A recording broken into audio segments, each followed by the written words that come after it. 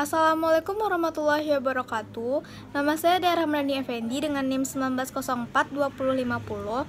Pada kesempatan kali ini saya akan menjelaskan materi tentang analisis uji prasyarat penelitian kuantitatif dalam rangka memenuhi tugas statistika sosial.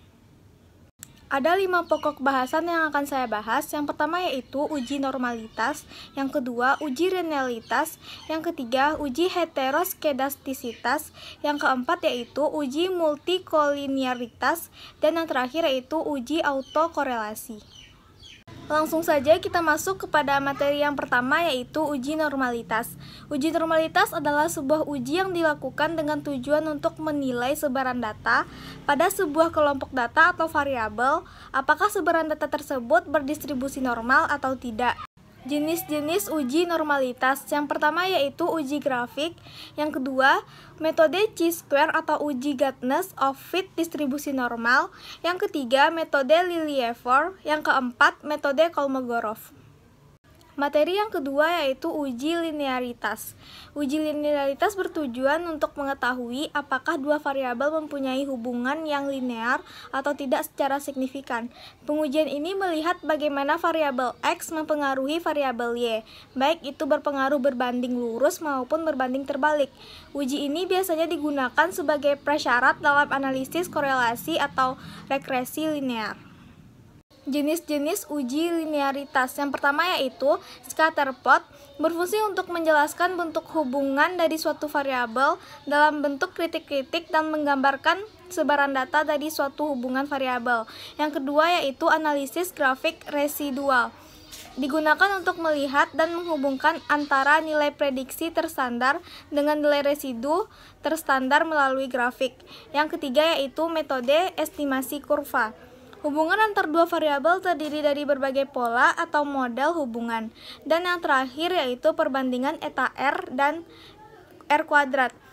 Eta merupakan koefiensi asosiasi nonlinear, sedangkan R adalah tingkatan ukuran hubungan nonlinear. Materi yang ketiga yaitu uji heteroskedastisitas. Uji ini bertujuan untuk menguji apakah dalam model regresi terjadi ketidaksamaan varian dari residual satu pengamatan ke pengamatan yang lain. Jika varian dari residual satu pengamatan ke pengamatan yang lain tetap, maka disebut dengan homoskedastisitas.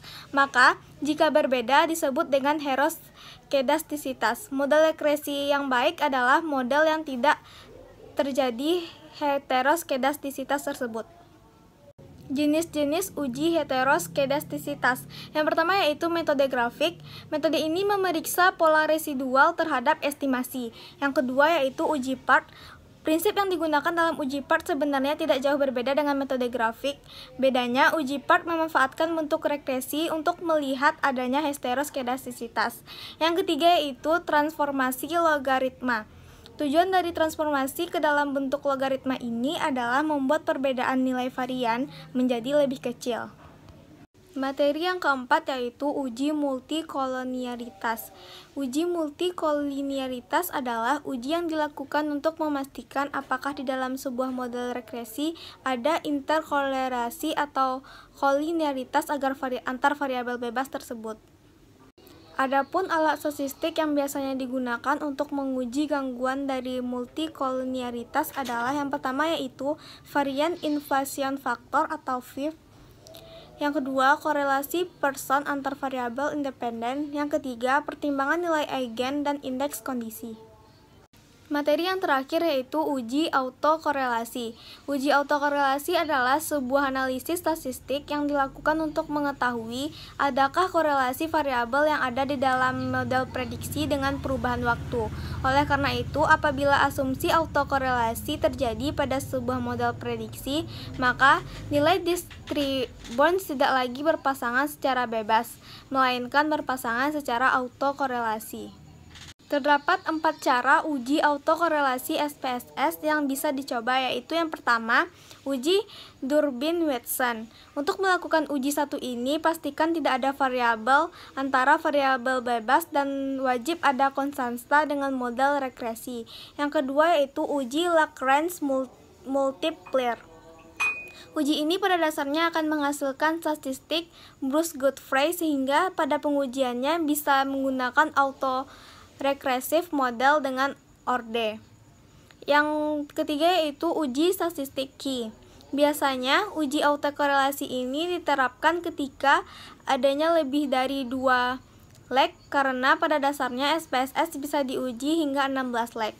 Yang keempat yaitu uji run test.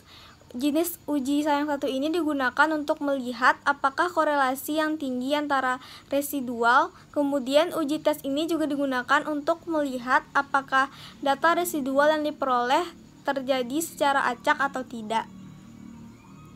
Sekian penyampaian materi dari saya. Apabila ada salah kata, mohon maaf. Wassalamualaikum warahmatullahi wabarakatuh.